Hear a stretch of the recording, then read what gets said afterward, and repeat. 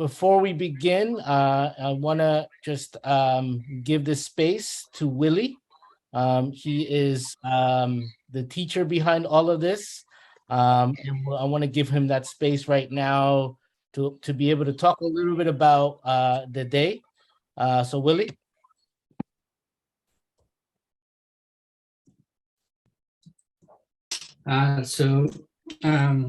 Good afternoon, good evening, everyone. My name is Willie Barreno, and I'm currently in Xelajuxno, Quetzaltenango, Guatemala. And I'm very excited, very happy that we are starting a new era of decolonizing time. And in a bit, I'll be talking about the backgrounds of descolonización del tiempo, decolonizing time. But I think before everything, we need to remember the elders. We need to remember where we come from, and I think it's a must for everyone here in the indigenous communities that before we start any presentation or anything, we need to remember the guardian or the ancestor of the day. And today, the day is Oship-ik. In Quiche, Oshib is number 3, and Ik is the second day of the 20 days of the Cholquijo Tzolkin. And today it's 13 Baktun, Oshlajuj Baktun, 0 Katun, Belehep Tun. It's 14 Winal, and the day is number 2. And the day is Oship-ik, and this represents the wind. It represents the north. The color is white, and today we also remember the first breath that we all took at the time that we were born. The first Ushlabil, we call it the first sacred breath. And then this breath will guide us until we abandon this world, and we leave the last breath, and we will turn into clouds or mist. And I'm very grateful that Jose Chamale is giving us this beautiful paint of a elder blowing a seashell where a hummingbird is coming out. And you see to the left, there are also someone breathing or blowing. And this is the meaning of the day, of today's date. So yeah, we'll continue. For those who have iPhone, we use a lot the application called Maya 3D.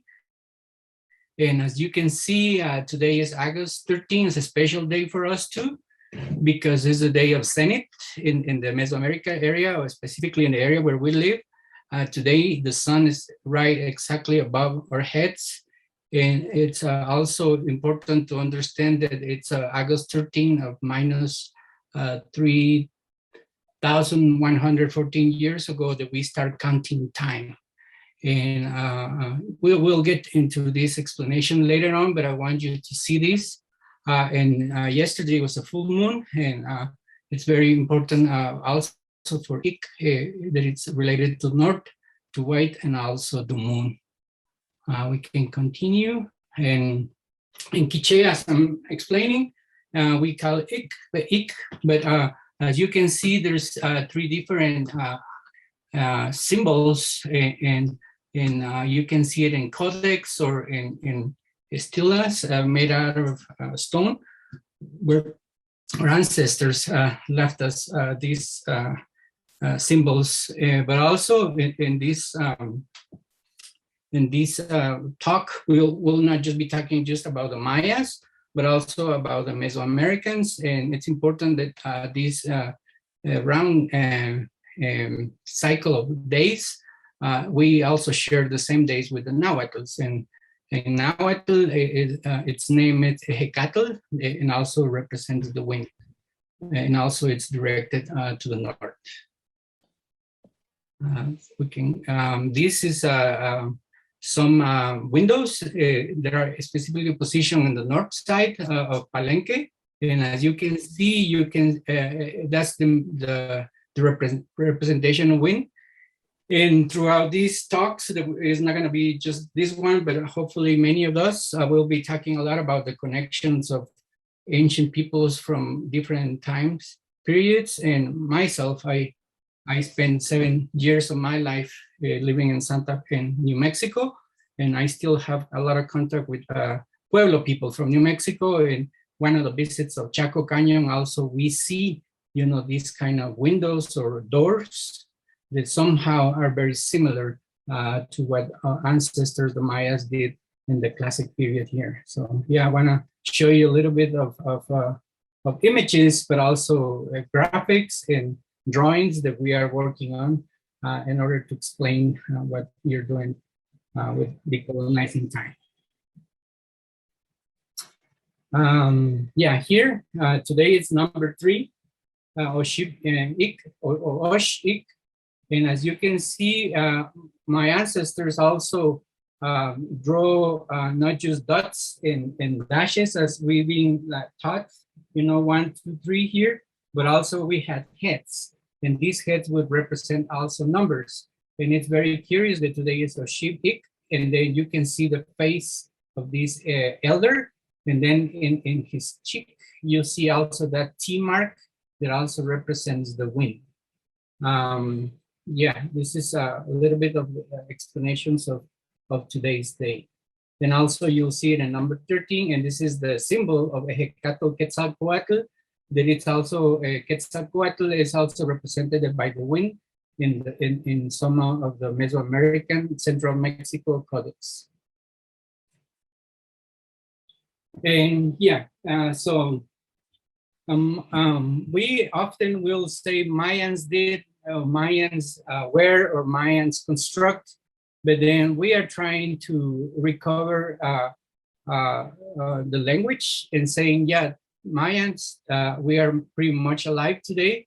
And through technology, we are designing, again, the symbols of different codexes. This is made by an epigraphist from San Cristobal Totonicapán, and we are redoing all this iconography in order to remember the elders.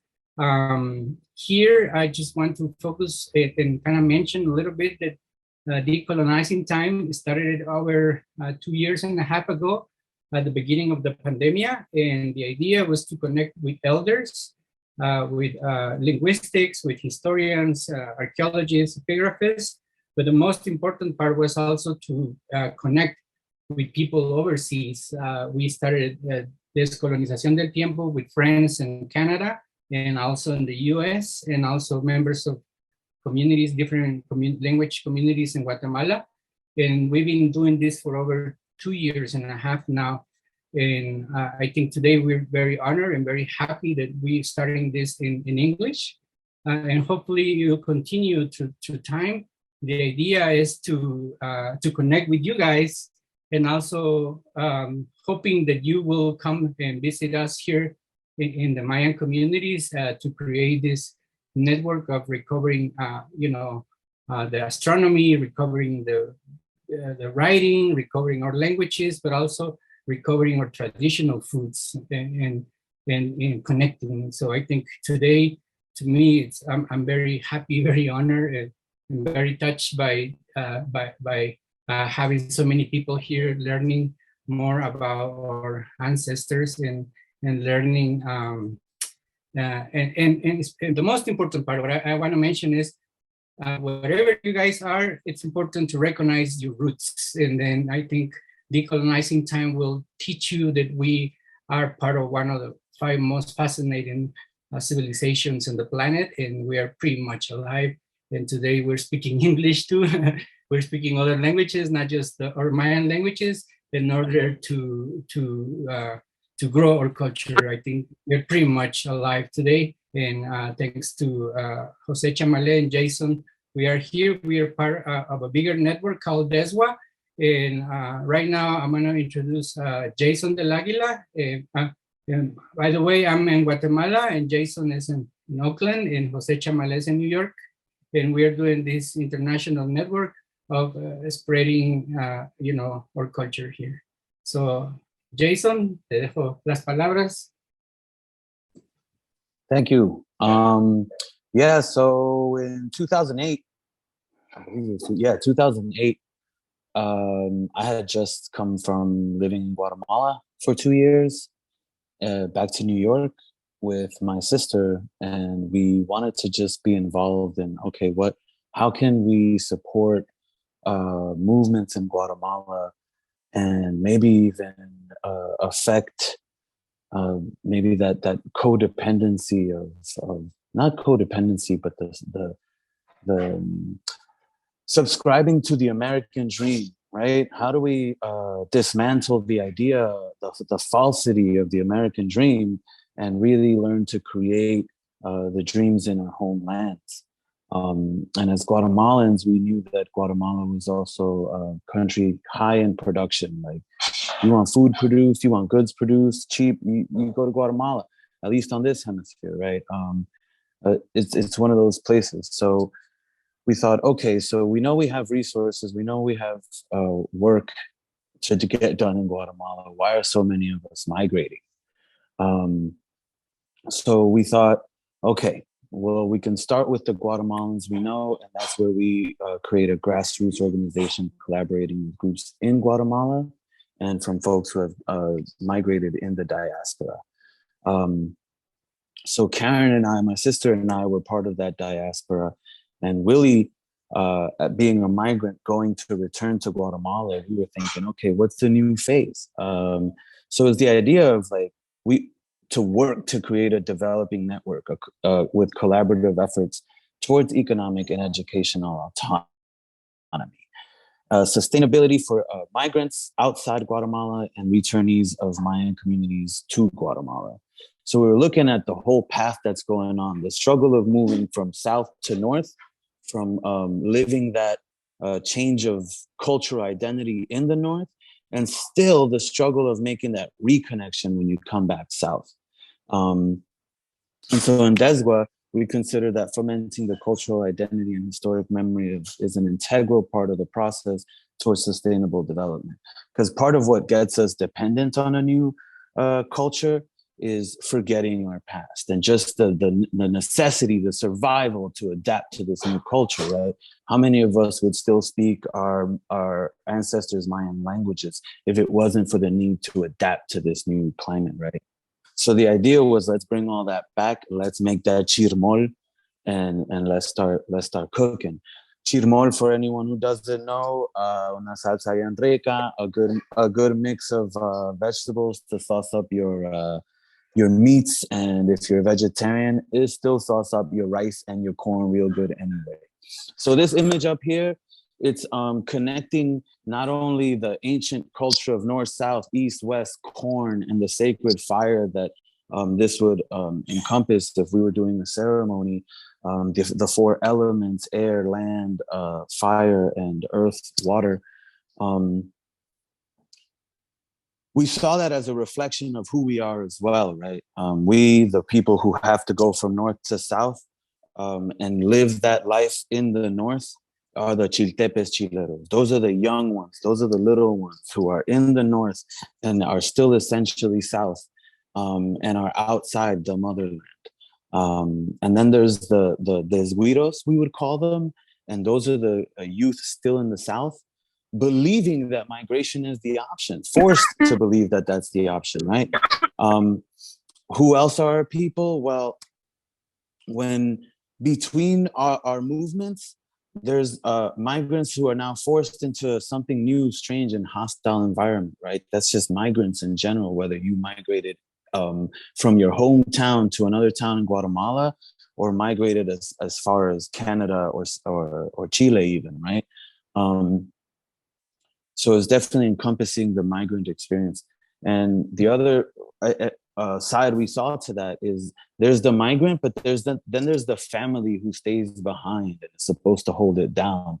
And we had the name Viudas Blancas for that, because it's not really like there was a death but there is this separation, some kind of death of a connection, relationship, immediate connection when your administrator of your home is far away, right? So how do we create a support network for these viudas blancas?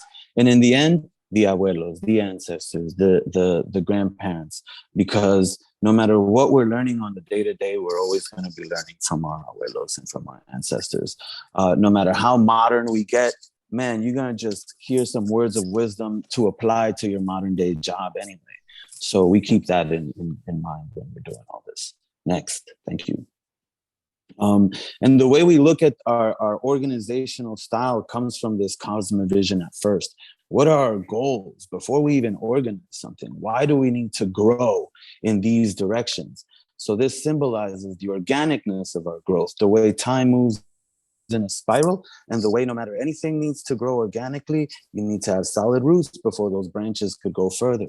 And so we understand that in our current cultural context, historical context, globalization and migration was a huge part of what's getting us distant from our roots, but also getting us to branch into these new necessities, which is realizing that capitalism isn't meant for us. And so we need to create an alternative economy, social entrepreneurship. We still connect. We still have goods to trade, smarts to trade. We can still apply it.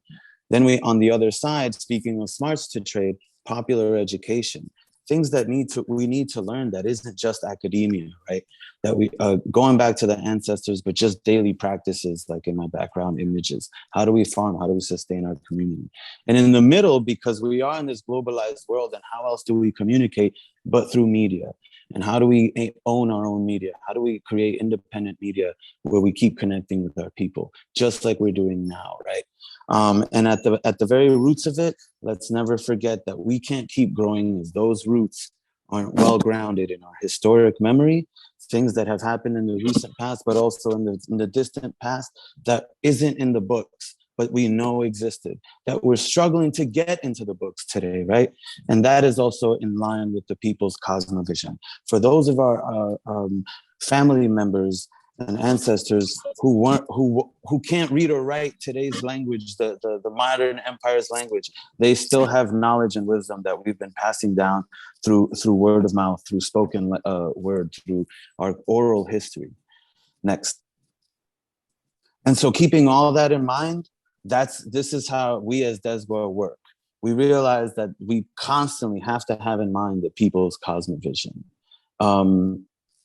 And we understand that our reach is through the people of Guatemala. And this started with Guatemalans. So it's through the people of Guatemala.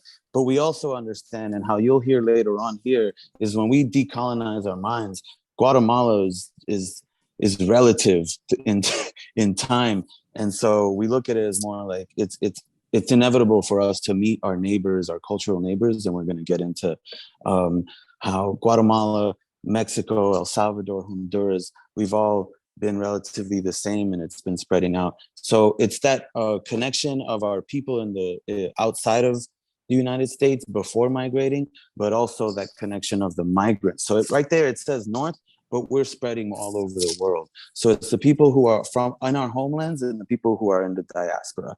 That's our reach. And what's in our belly, what's in our hearts, what's in our core, but the need to be autonomous. We talk about freedom and we talk about liberation. These are different forms, but autonomy lets us keep going despite what freedoms or liberties we might be struggling with. And prevailing is beyond survival, right? And what's going to keep us moving through all that? This popular education and this alternative economy. Next. So that's basically the quick rundown. I don't want to take up much more time, but this is how you can contact us on our Facebook, on our social medias and the interwebs. So if you're interested, please keep in touch. Yeah, we'll pass it on to Willie. Yeah, it's actually me. Thank you, Jay, for all good. So thank you all for being here. You've kind of heard a history of so far of not only Desbois, but what some of the goals are. Out of that came this Patreon. And at this point, I do want to kind of give a quick shout out. I think she's in the participants, and I want to give Flori a shout out because if it wasn't for her, I wasn't going to be able to meet Willie and Jason through the UCLA chat that she was able to host for Deswa. I'm hoping that we're planting seeds today and making connections with some participants that are out there. And we hope that we continue to build community. But as Patreon, one of the things, the focus that we have is how do we bring this knowledge, teach this knowledge through artwork. We want this to expand. We're looking for anybody who wants to support, whatever gift you have, whether it be writing, whether it be podcasting. And obviously all of those proceeds will go directly into the community to help and support. One of the things that we've been doing is also very transparent with where the money goes. It's important that we, as people that are bringing this funds to the community that are put in use. This is a picture that was taken as these folks in La Red, one of the social restaurants that the Deswa has there, and they were able to buy their outfits at the restaurant. And there's so much more that we've shared throughout the Patreon of where some of those funds have gone. And we really want to take this time to really thank all our Patreon subscribers. If you are interested after this event, you can always click on the profile for Popo Na Instagram, and you'll be able to sign up. And as a sign up or a subscriber, there's tons of things that you'll get. Obviously, it is something that will come as we continue to recover collectively this historic memory. These are two examples of some of the things that we're working on. As we learn about cities, we're creating a guide and mapping out the cities of where we are, what we're learning, but also the Popol Vuh and the names that we're learning in the Popol Vuh. We have a guide there for all our Patreon subscribers.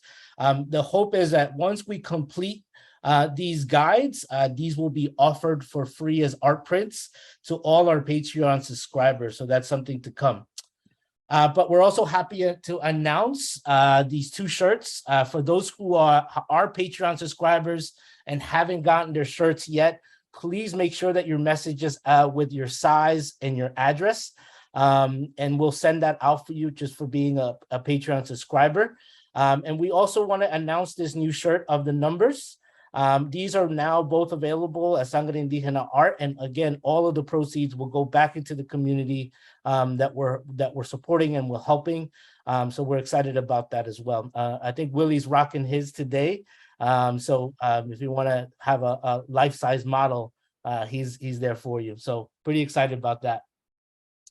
But the good news is also we have all this information that we have on Patreon in the blog.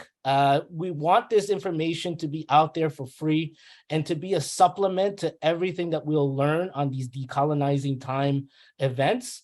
We're hoping that we will have these more frequently. Right now, the goal is a month, every month, but we're hoping that we can reach bi-weekly. So stay tuned for that. And just as we're getting into this conversation, we also want to make sure that you all know that we also use sense of humor. Willie's the meme king. He loves memes. And one of the things that we try to do is teach through comedy and laugh a little bit. And this is, I guess, a really good point to set up some ground rules for these decolonizing time events. We don't want to be formal. This is not a presentation.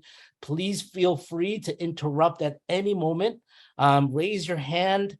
All of that is definitely encouraged. And the other thing is this is a safe space. There is not a dumb question. There is no such thing as a bad question. We're all here to learn, and all of it is out of respect. So if there is a disagreement, that's okay too, as long as it's respectful. We encourage this dialogue because this is what it will be. It will be a conversation. So please do not hesitate to raise your hand, interrupt. We don't want to do the talking all the time. And it will be informal conversation. But this is a funny meme. I'm sure that you all seen it, but it's something that we put together because words matter. And one of the things that we're trying to do is change the verbiage as we're teaching, right?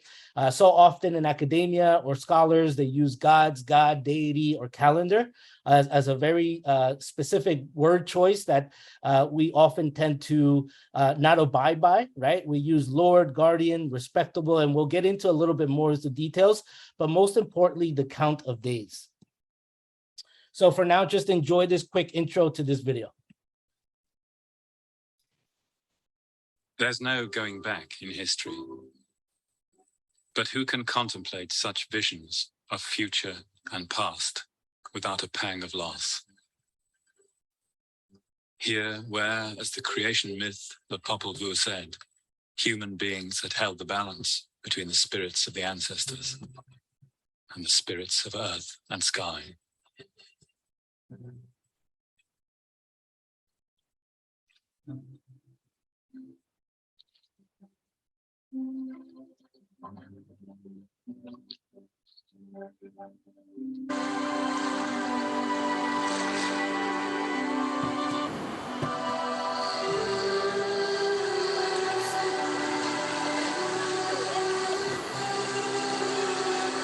In the Mayan calendar, today is the holiest of all days, Washakip Bats, 8 monkey.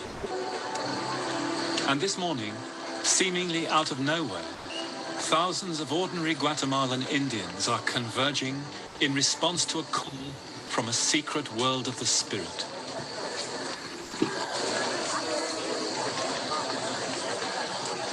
For on this day of the year, the daykeepers will initiate new shamans who will carry on bearing the burden of time.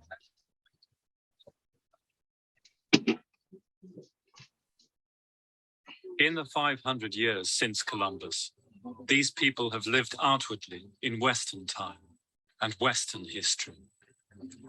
And yet, all the while, they have patiently tended a secret universe. At times, it may have seemed that their obstinate, faithful care of the burden of time would be their downfall. But perhaps, after all, it has been their salvation. For it was the means by which they preserved identity itself, down to a new age of tolerance and pluralism, when Native Americans may again live in their own history, in their own time.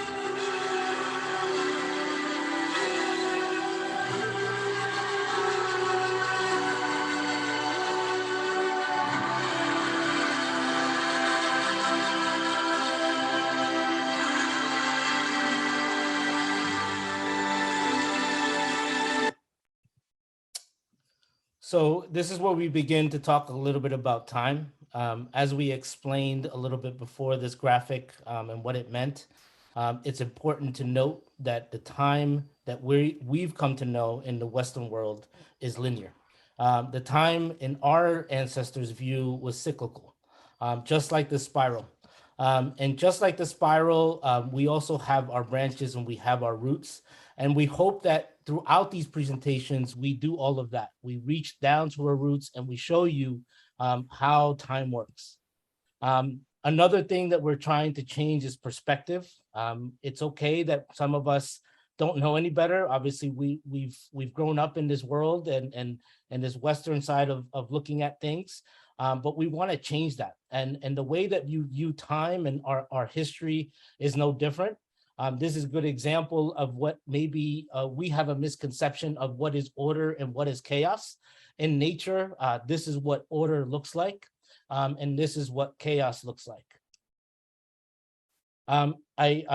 This rollout, it's actually a vase, and it was taken in a way that it was able to be extended out. But this rollout photo is of a famous Maya vase known as the teaching vase. The vase shows two scenes which may be related to each other. In both groups, you can see an old man. He is speaking to his students who wear a head wrap with a bundle of quill pens stuck to its cap, and a secular figure with a goatee. The line which is coming from the mouth of the old man, is a speech bubble. The old man who is speaking the words say, "Receive my bad omens," to his two students. In the right scene, the old man is again teaching two students. This time, the old man speaking numbers. Again, a speech thread. The dots are 1 and the lines are 5 in the Maya script. In this case, the old man is saying the number 7, 8, 9, 12, 13, and 11, as you can see right over here. These numbers are we don't know what they represent in this scene, but they could be dates for the long count, as we will talk a little bit about it in the future in the presentation. This is what we'll be speaking about, and one of the ways that we teach is repetition. So you'll constantly see these numbers, and we'll talk about what they mean every day, depending on which day the event takes place. Although you saw the 0 number be shown as a shell, in a lot of cases it's also shown as a flower, the number 0. And I took this photograph. I was out for a walk, and it caught my attention. I don't know if anybody follows me on Instagram, but sometimes I see things and I see them in Maya writing. And when I saw that, that's the first thing that I did. And I put it onto the flower in the picture. So again, all of this was influenced by nature, and nature is all around us. So it sometimes it catches your eye. And as you continue to learn some of these things, I'm sure that your eyes will catch these as well. The contemporary Maya also still to this day celebrate and maintain a calendar which we call the Cholki or Tzolkin, one that observes 260 days as its primary cycle. This cycle is comprised of a permutation of 20 days times 13. We know that it's a cycle that is intimately linked to not just the agricultural cycle, but also to a human gestation period. The ancient Maya, or the peoples who developed this calendar, were able to perceive and to see in this area, in this geographical region, a very special coincidence, a very special link between their own bodily cycles, their own human cycles, and the cycle of corn. That humans and corn were intimately and divinely linked together. As mentioned, using the 20 numbers, we'll also go over the day in which we fall on in each event. One of the things that I've realized when doing some of this research and talking about this is the plethora of misinformation that exists out there in the internet. These are the 20-day signs and their respective colors. Again, we'll make these available for everybody so you can follow. But I really wanted just to talk a little bit about some of the things that I've seen on the internet, and some of the things that maybe some of us even have, as we're continuing this journey of reconnecting, have come across. And that's the New Age folks, right? A lot of these New Age folks have co-opted these calendar dates, so much to the extent that they have made up their own. I just want to make sure that we talk a little about this, and obviously as we continue to learn, maybe some of us can unlearn some of the things that did not come directly from our community. I'm sure that some of you may have seen this, and maybe some of you even have followed it, and that's okay. But I want to just make that a note. Jose, I'm getting that Mayala isn't seeing the screen completely well. Is anybody? I don't know if there's an adjustment. Yeah, I'm sorry. Go ahead. Yeah. Let me see. I see everything fine. You see everything fine? Okay. I do. I don't know what Me the too. adjustment is. I haven't changed anything. Yeah, I see everything fine as well. But I was gonna say, Malaya, you might have to go to the top, next to where it says you're viewing Popolna's screen, view options and put fit to your window, because you might have it at 100%, and that's why it's cropping it weird for you. Hope that's helpful. Thank you. Yeah, let's give you some time to do this because I really want you to see this next animation in regards to so-called dream spell, or AKA the Mayan New Age calendar. Because one thing that we could say that it's not from our communities. We will touch very briefly on it. You may even see a post about it, but I know for those that are searching and reconnecting, sometimes we come across this misinformation on the internet. And what part of this learning is also unlearning some of the things that we may have seen on the internet. So just want to spend a little bit of time of that. Because our ancestors already have perfected this calendar, and there's no need to update. There's no need to change it. There is an importance to learn this, and this is from the codex that is kidnapped in Madrid, and we say kidnapped because it belongs to us, but unfortunately it's in the Museum of Madrid, and this was in the post-classic, and as you can see the complexity of counting the days that our ancestors had. But again, we're working this in a way to look at the old way of the old codexes and the drawings that our ancestors left us, and adding a little bit of a modern touch, because we are still living, we're still developing, we're still here, and so we'll continue these days, these ways of counting. But just wanted to really kind of briefly show you this. And for us, you know, as belonging to this Western way of thinking, sometimes it's hard to be able to visualize how this calendar works. And I want to just, before I show you this, and just offer a caveat, we didn't use the wheel, but I do know that when we visualize the calendar this way, it's really helpful. So let's take a look at it. And yeah. The first day is 1 Emish, the second 2 Eek, 3 Akbal, 4 Khan, and so on until we arrive to 13 Ben. Instead of proceeding to 14 Ish, the count restarts at 1, and we would have 1 Ish, even though we're still in the same month. Once we hit 20 days at 7 Ahau, the next month begins, and the cycle continues at 8 Emish. This would continue until the end of 260 days, when we'd be back at 1 Emish. The first day is 1. All right.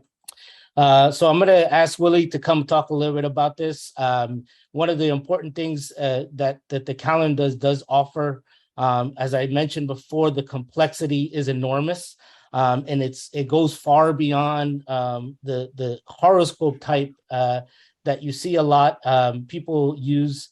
It goes way beyond that. And here we'll talk a little bit about the movement on the sun and the growth cycle of corn. Willie. Sure. I think our ancestors from 5,000 years ago till now, we still have pretty much a very, very strong connection with the sun and the corn, because that's everything for us. That's basically life. And I think it's important for us. and to me, every single step that we do in life, it should have a meaning.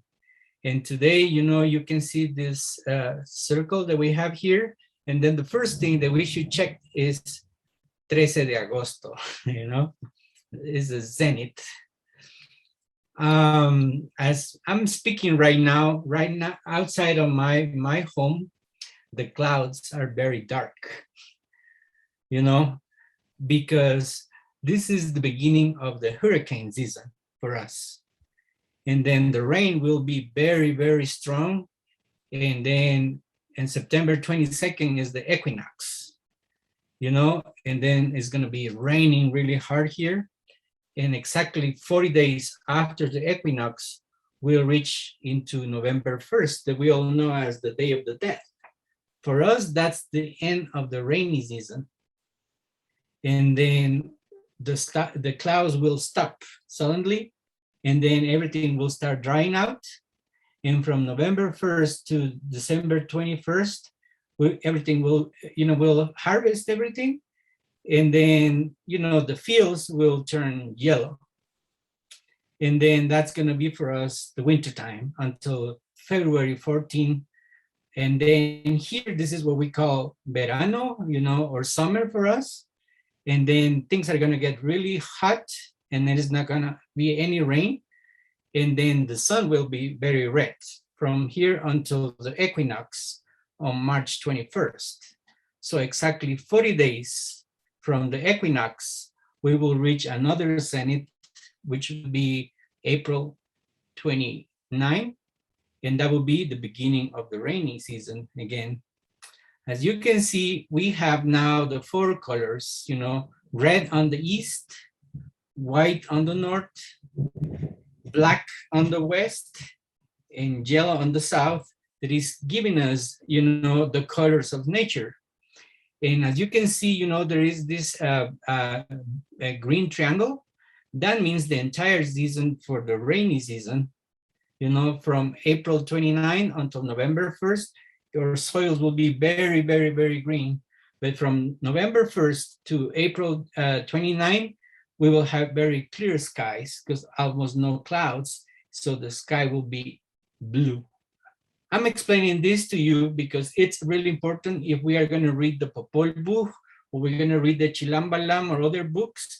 It's important to understand nature and understand weather, because from these events, we will start giving names to different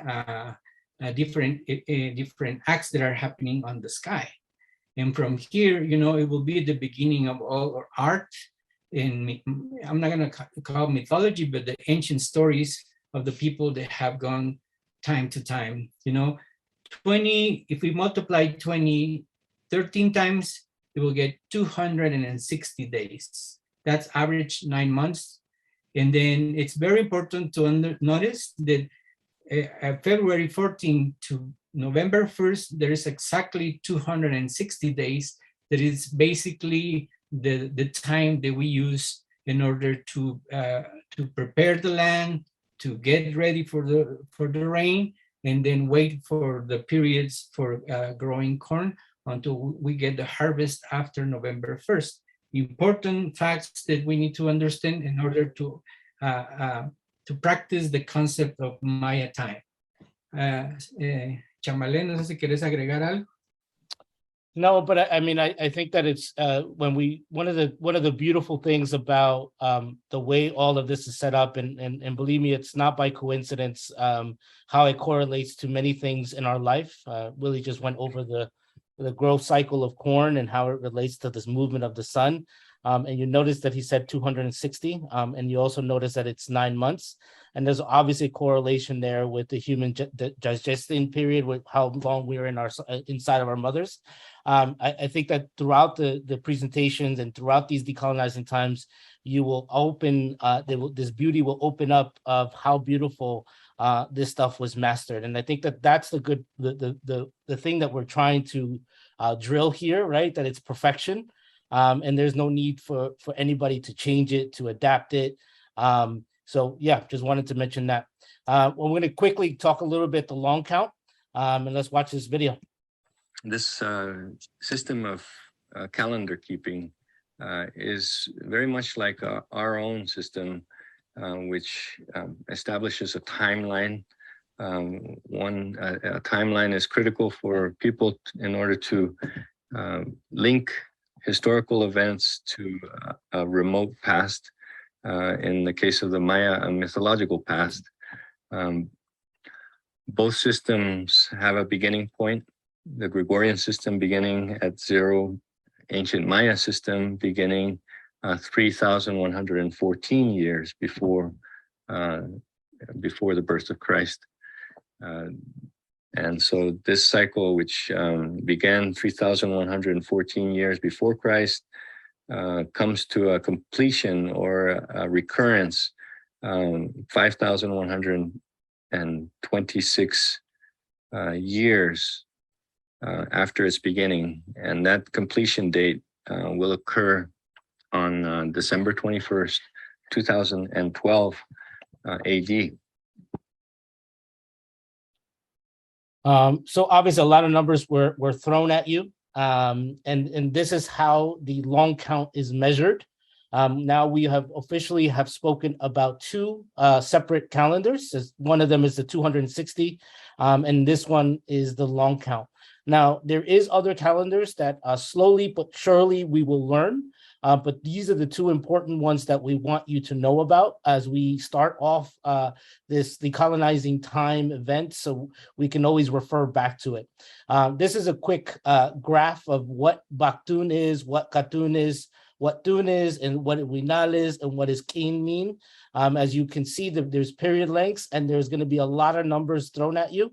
But this is a really simple, easy guide. And of course, we'll also share that as we continue to learn.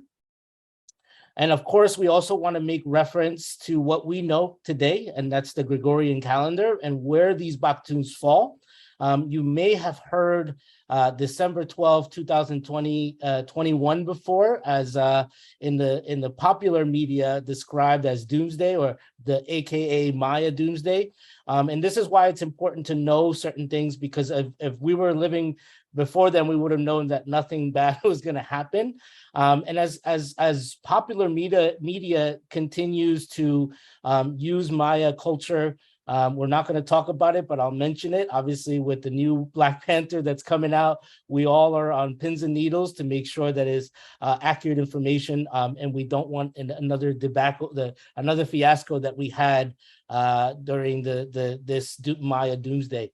But here we kind of show you the Baktun and what it fell, what 260 day it fell on, and the Gregorian calendar date. So again, we will continually share this in repetition, so it sticks. And it also hopefully by the time that we show you all of this, hopefully you can look at stelas or these monumental stoneworks that our ancestors left and be able to read, because the majority of them are letting us know specific dates, like the example for this one in Kiriwa, which reads 13 Baktun, 0 Katun, 0 Tun, 0 Winal, 0 Kin, and it falls on 4 Ahau or 4 Apu. And we're not going to talk about the eighth, the last one, but that's because that's a separate calendar. We'll talk about that. And the Gregorian calendar that specific date falls on is August 13th, 3014 BC. And we put here how it would look like digitally. As Willie mentioned, we're also developing new ways of showing this. And one useful way that Willie has taught us is how to count with your hand. And it has a special meaning to me, because I remember when I used to spend time with my grandma in Guatemala, and we were out shopping and she had to do, counting how much money.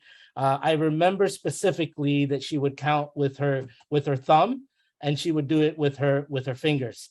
And that is a very Mesoamerican thing. So I don't know if anybody who has been lucky to spend some time with their grandparents, or even if you have some time now, you may see them count very differently than what we do here, right? We do this, right? As opposed to our grandparents that use their thumb as the counter and they go. That is a very ancient thing. And another part that I love about these classes is that it's that connection that we make with things that we're living today. And that's why even with maize or corn, when I started learning a little bit about some of this and the importance of corn, I remember my mom always telling us, no matter what happens, anything and whatever happens in this world, as long as we have corn, we will be okay. And that's very ancestral, right? That's very something that has a lot of meaning to me and today. So this is, again, we'll talk more and more about how we count like this with our hand. So where does it take us here? We like to show you the Baktuns and how it relates to our history. And this is a very simple guide that we put together. And you can notice here the small amount of time that has happened comparatively to all of the history that we've had as indigenous people and it goes a long way. It goes far. And some of the things that we've discussed are some cities in the pre-classic so far in the Patreon. And we talked a lot about trade routes. So I want to just really quickly play this video for you to just explain a little bit more of what was going on, because it's important to also remember that there was no Mexico, there was no Guatemala, there was no El Salvador, there was no Honduras, there was no Belize. None of those countries existed, right? So one of the things that we ask everybody as we continue to learn together is to take those words out, right? Because we're not Mexicans, we're not Guatemalans, we're not the Salvadorians, we're not from Honduras, we're not from Belize. This goes much further than that, right? Back to this kind of way of looking at our history, by calling ourselves that, we literally just put ourselves in this little square here. So it's important to know that we don't see borders, because people were moving back and forth throughout these territories. So let's take a look at this video real quick. To show the Mesoamerican region during the hunter-gatherer Archaic period that spanned from around 14,000 to 9,000 BCE. There were definitely people moving about the region, as the remains of a woman who was apparently trampled by a mastodon have been excavated in the Mexican highlands dating to around 11,000 BCE. And 2 skeletons have been retrieved from an underwater cave off the coast of Tulum that date to 14,000 and 13,000 BCE. The bodies were laid to rest inside the then dry cave, but back in the times before the waters rose at the end of the last ice age. Global sea level rose by a total of more than 120 meters as the vast ice sheets melted back. This melt back lasted from about 19,000 to around 6,000 years ago, meaning that the average rate of sea level rise was roughly 1 meter per century. This map shows the earliest trade routes and contact from around 10,000 to 3,000 BCE. There were settled villages all along the Pacific coast, starting from around 4,200 to 3,300 BCE. The passageway between the mountains from the Pacific coast to the Gulf Coast, called the Isthmus of Tehuantepec, was very important in the constant movement of trade goods and the exchange of ideas and concepts.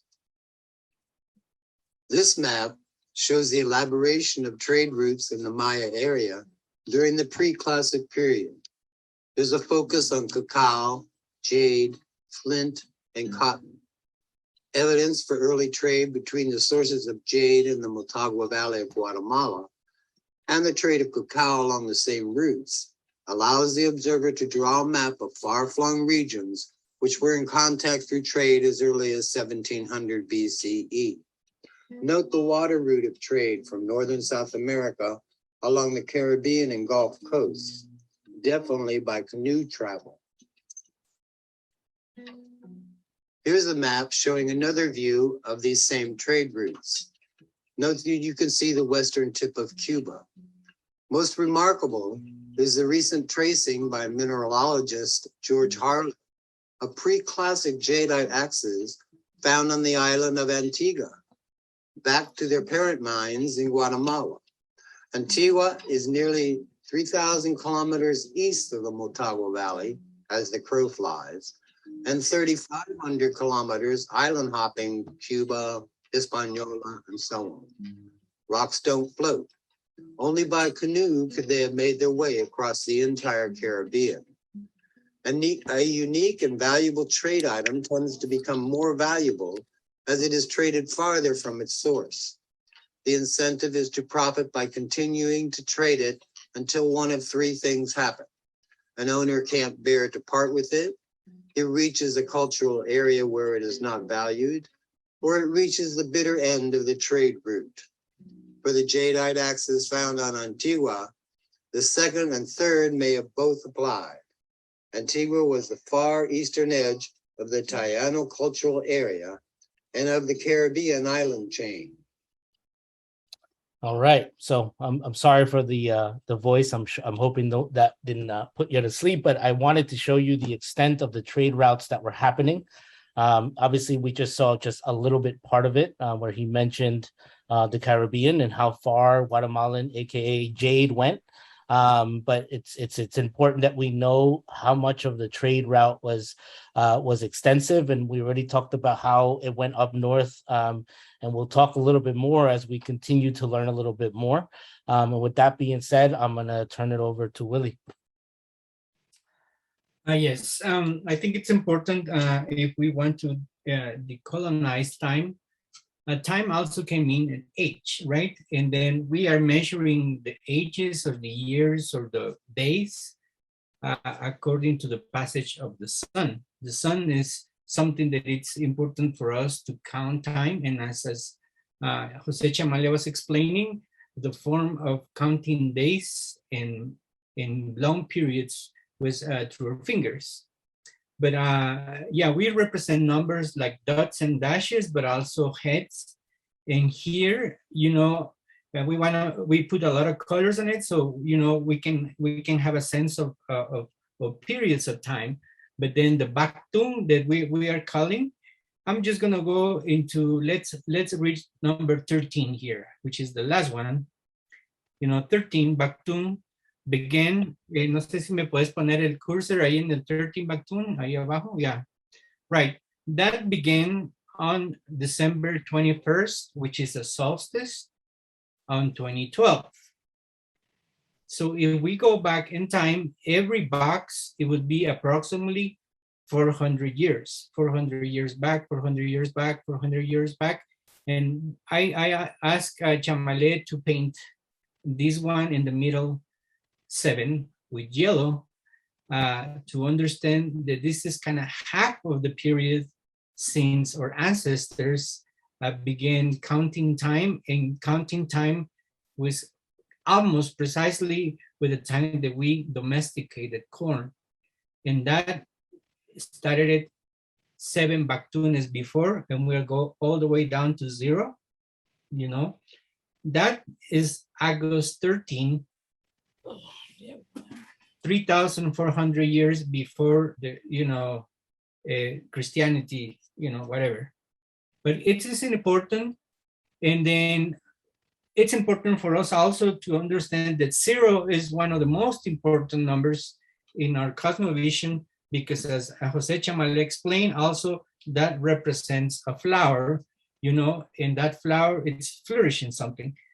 And so obviously people are counting time, and maybe they're doing it in rupestic or in stones that are like erasing, but suddenly in 7 Baktun, we're gonna go right into the middle, we start getting, you know, stones with entire, you know, entire way of thinking, an entire way of counting time.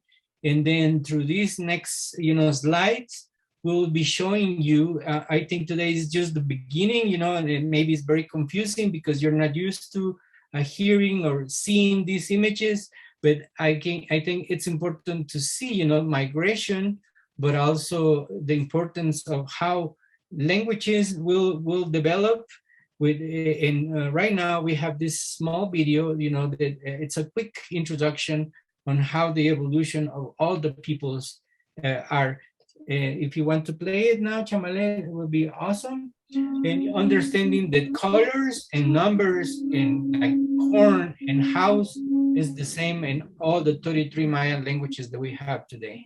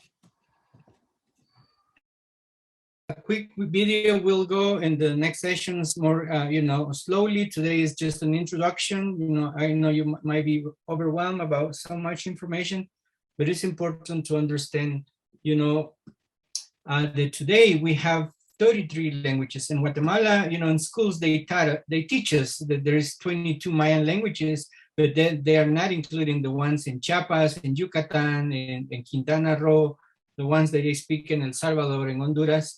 And I think that's why today it's important for us to recover, the stories of time, but also through these graphics to see the diversity of our people. But all these communities, and not just the Mayans, but the people from Oaxaca, the people from Guerrero, the people from the central Mexico, Tlaxcala, Veracruz, we all still have in common the count of 20 and 13, and that's one of the things that is very unique for the Mesoamericans. No sé si quieres agregar algo, Chamale. Okay, so yeah, through these seasons, we will learn not just one language, but 3 languages or 4 languages sometimes, because that's the way our ancestors were. Today, most of us are bilingual or trilingual, and then that was just the case in the past. This is a small groups of families that start organizing life. And today, ule, ule, it's an important a tree that it's developed from all the way from Tabasco, Veracruz to southern Chiapas, all the way down to Nicaragua. And then these people who are manipulating the rubber trees were called Ulmec. Mec means people, and Ule. And this is the mother of all the civilizations. And we probably can suggest that they are the ones who start organizing time, counting time, and then the Mayas, and then the Teotihuacanos, got the system from there. And up to today, we are still using these numbers. Pasamos a la próxima. So here, we are gonna see the first stelas with numbers. And here, we will see a number 7. I don't know if Chamale, can you point it out? The number 7 up there. This is a broken stone. It took so many years to find the second piece, but here on top we see a number 7. And remember, we're using our fingers. So the little finger, it will be number 7. The second finger, it would be number 16. The third number, it would be a middle finger, it will be number 6. And then the fourth finger, it would be number 16.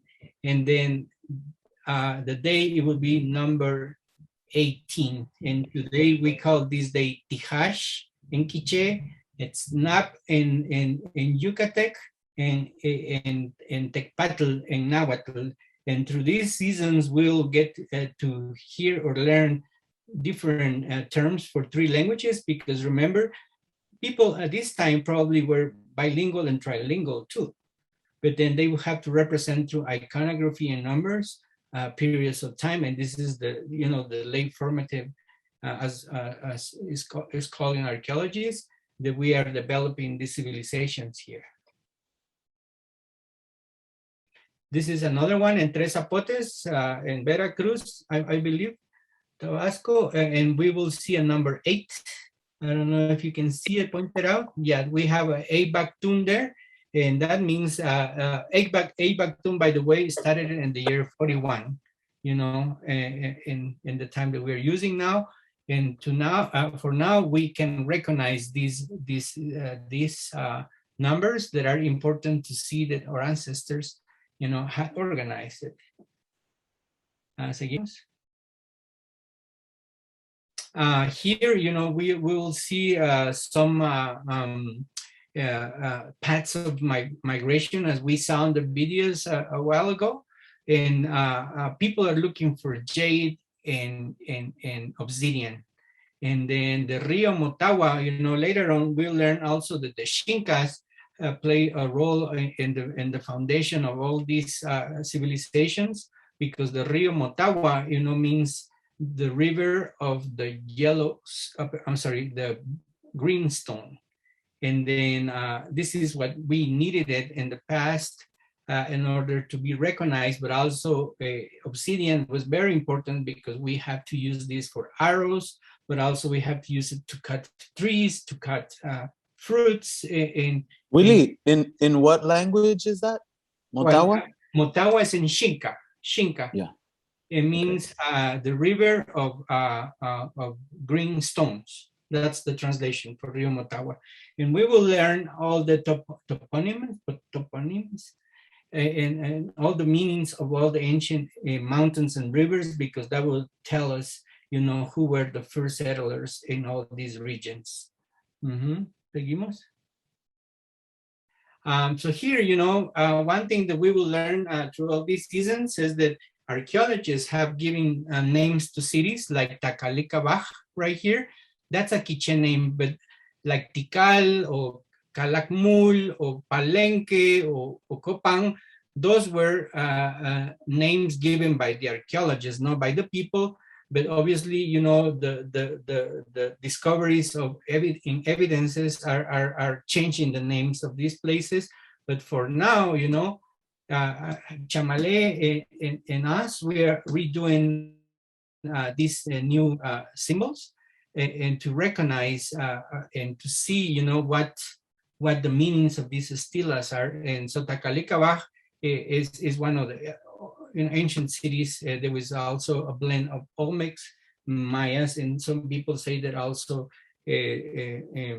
people later on called the Zapotecs were involved in the builds of this city. And these cities, we have to understand that were also cities just like Los Angeles or New York, where there was a lot of people with different languages, but they used something, a language in common was called the Chol, that most of these stelas were made of. Seguimos. And this is Caminal Juyup. This city, it's located in Guatemala City, you know, in Zone 7. And this is also one of the ancient cities that would be one of the most important cities that will trade in Petén, in Honduras, but also it will be walkers in caravans all the way from Caminal Juyup to Teotihuacan, which is 50 kilometers north of Mexico City today. And it was very normal for people to migrate and to trade and to exchange cultures too. And this is something important that we need to recognize, that it happened before and it's happening today.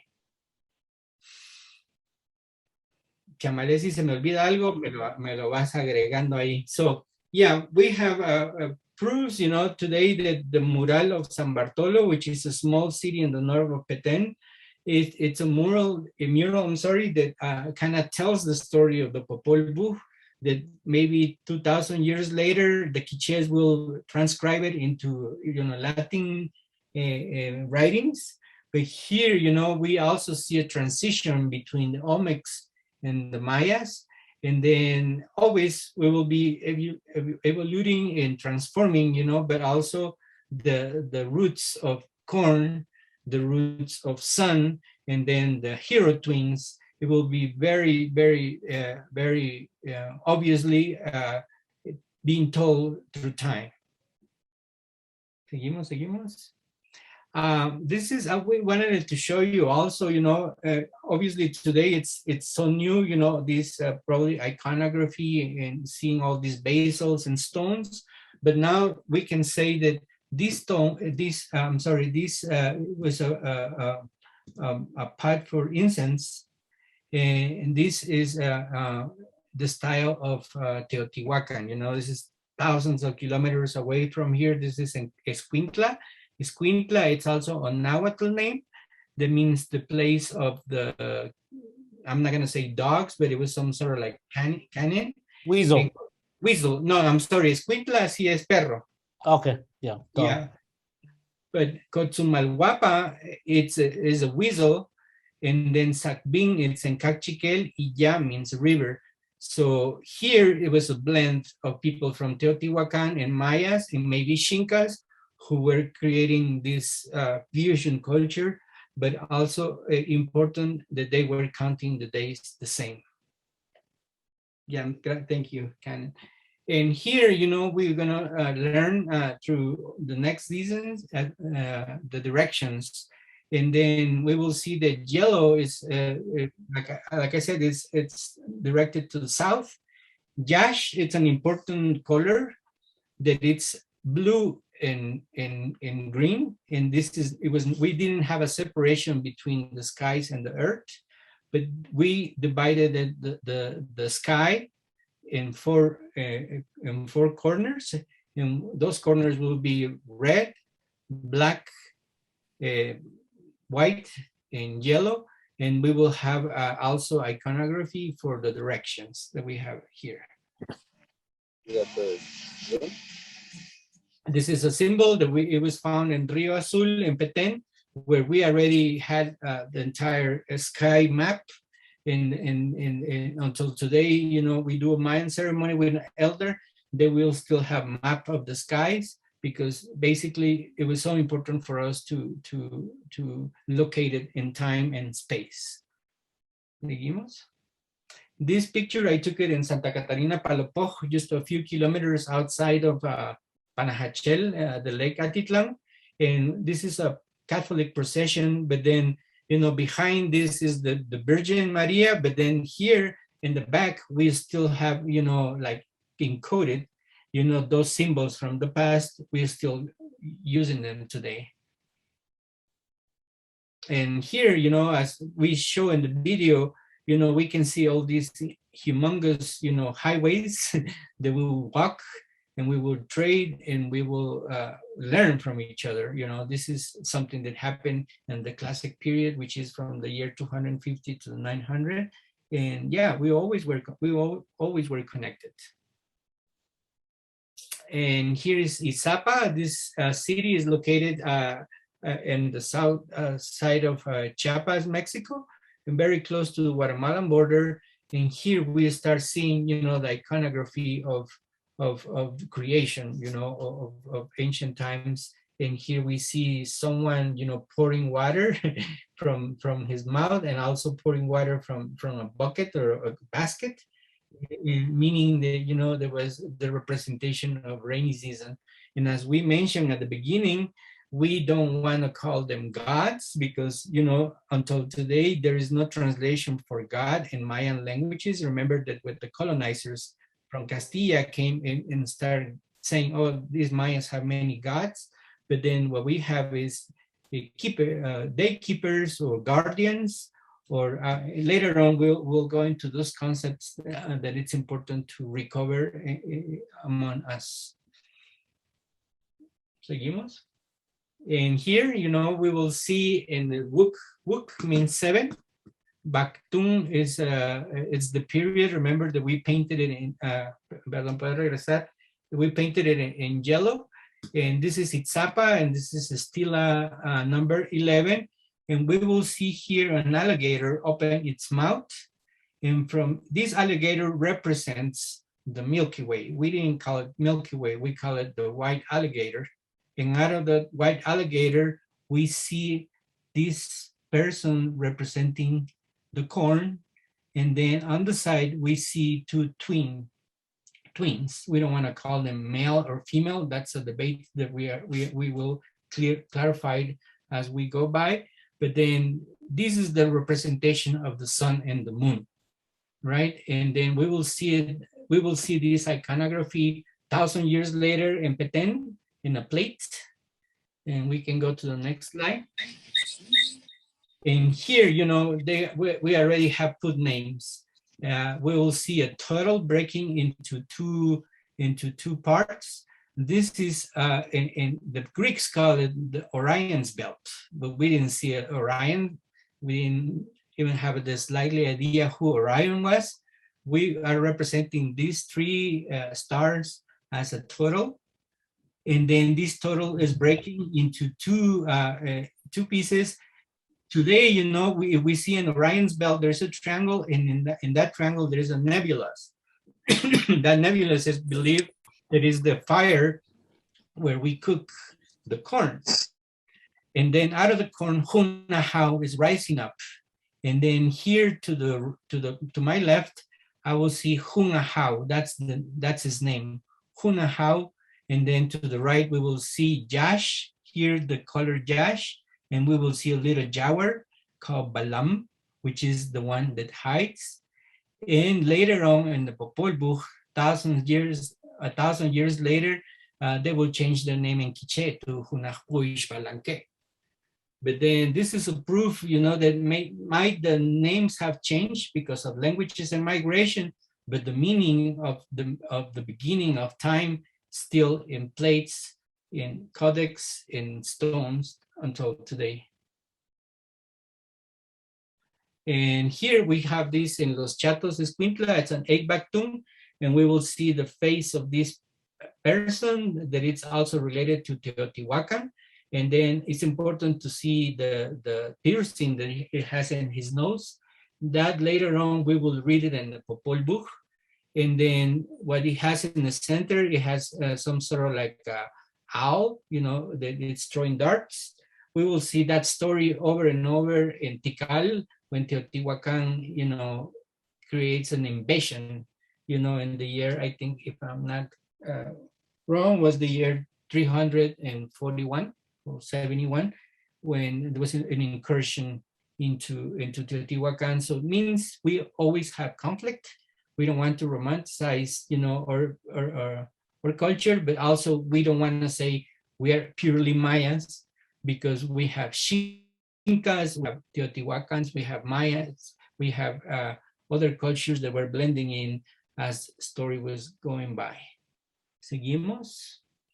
And so they have found these basils on these incensarios in Teotihuacan, and they are pretty much very similar to what we find in the Pacific coast in Guatemala. And we have to destroy the mythology that, Pedro de Alvarado brought Mexicans, and then they changed the names of our people. That history is wrong.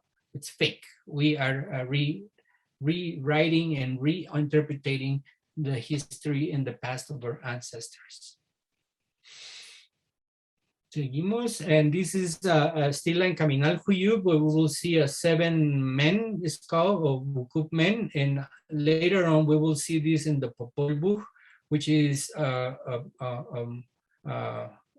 pride macaw that he thinks that he's the sun and he's the moon, but he's not, and he's destroyed. So through these discoveries of archaeology, we recover the history of ancient books again, like the Popol Vuh. And again, in the chat I was mentioning, we will have to set up our minds to learn just a few words, and these words will have concepts. But then this is a picture of Central Mexico Codex, and then here is called Chico Mostok. Chicome is 7. Willy, disculpa, ¿qué idioma es Men? Men is a Yucatec for macaw. Okay, gracias. Blue macaw. So in the Popol Vuh, we will find that in Quiche we call it Wukup Pek, Wukup Siwang. Wukup, it's a number, which is 7. Pek means cave or cave, yams, and Wukup. Siwang means canyon, or canyon. And then this mythology of Chico Mostok, Wukup Pek, Wukup Siwang, we can hear all the way up to Chaco Canyon. So this is ancient stories that probably have been maybe distortion through time, but the essence still remains, that we came from a place. There was some sort of like a beehive with 7, houses, as you can count. You'll see 7 houses there, and these are called, we will call them later on Chinamits, or little towns. They will migrate and they will settle. And this is important image in the concepts in order to understand timing. And languages. most of my family members today, cuando hacemos carnita asada, dice, traete el ocote, ¿verdad? Ocotl, that's a Nahuatl name. But now learning other languages, Quiche, you know, my wife's family are from Sunil, they call it Chaj, right? Chaj is the same as Ocotl, but we can find it in ancient times, in also other languages, they will call it Taj. And then that would be important to understand also the names of mountains, names of rivers, and names of territories. Later on, it will make sense. For example, we follow the next slide. We have a volcano in Guatemala, you know, very close to Mexico, called Tajumulco. Tajumulco means the place of the Ocotes. But then in another book called El Memorial de Sololá, which is another book that we'll be reading, we will find that interpreters, you know, like white interpreters 100 years ago, they're calling gods or creators.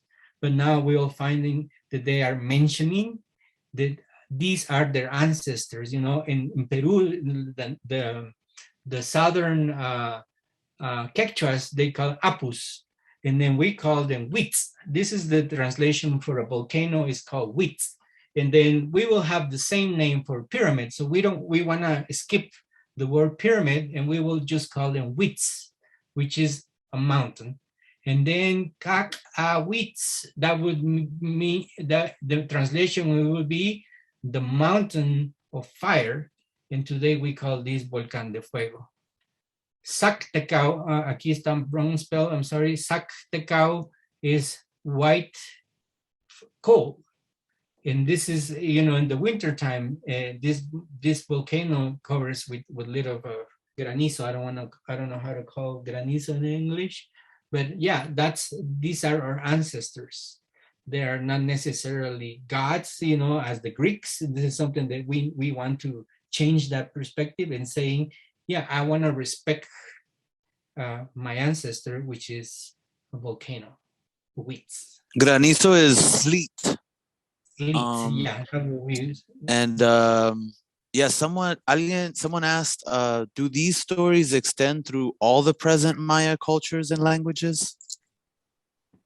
Our history, because of colonization, they broke our history like a puzzle. And today we need to, you know, we are recovering this through having contact with all these Mayan languages and making comparisons, but also listening to oral stories from the elders who don't even probably speak Spanish now, because they still have this, you know, ancient knowledge within their languages and with their practices. Mm-hmm.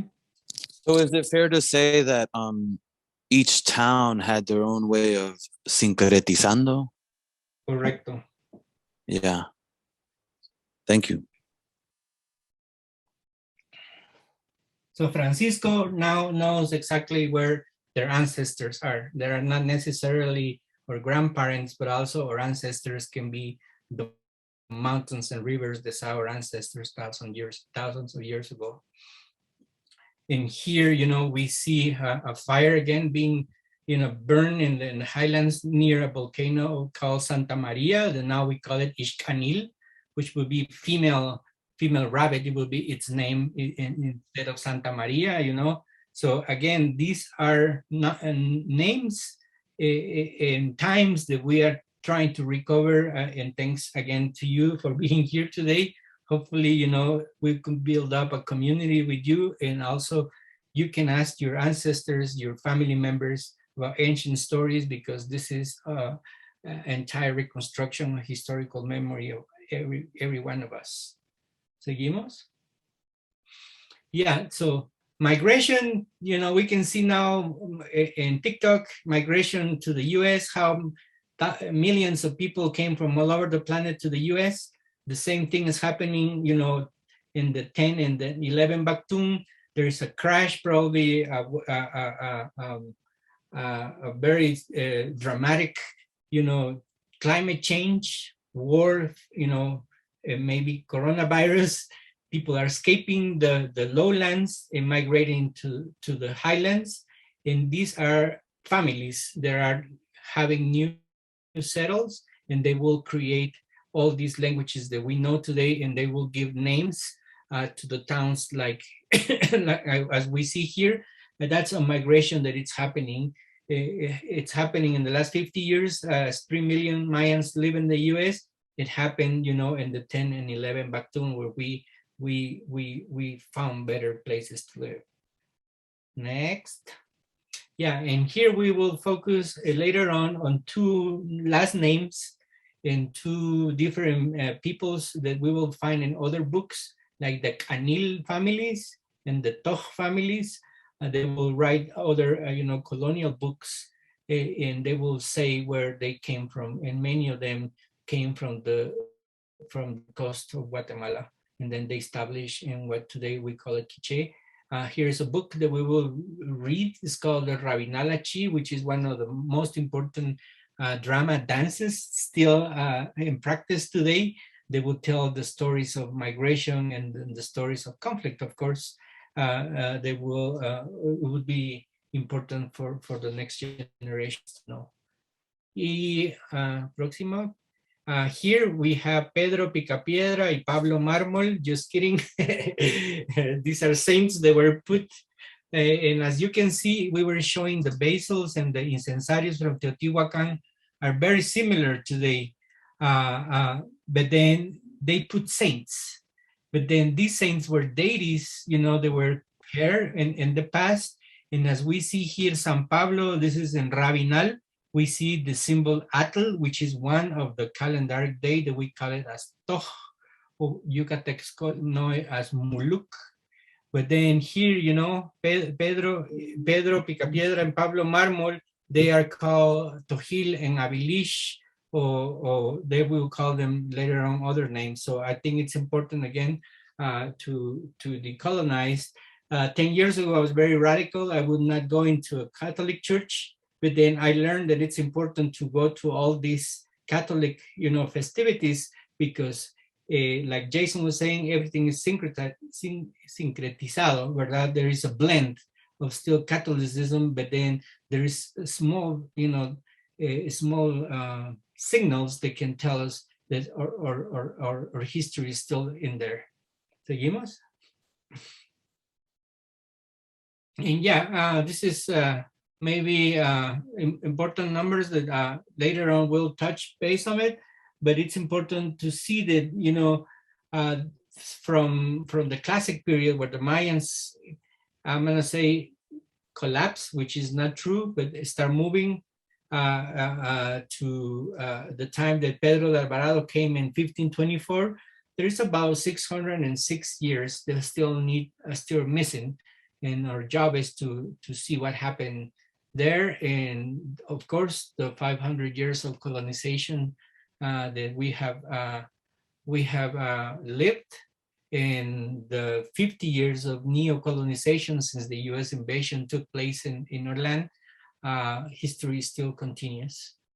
Yo creo que hasta aquí lo dejo, ¿verdad? This is books that we'll be reading. Even, you know, you probably can find these books in English, or we can read them in Spanish, but it's important. And also we will be touching based on a lot of codex. We don't read the entire codex, but at least we have some you know, some pages that we can read them, and that will be important for us, you know, to read.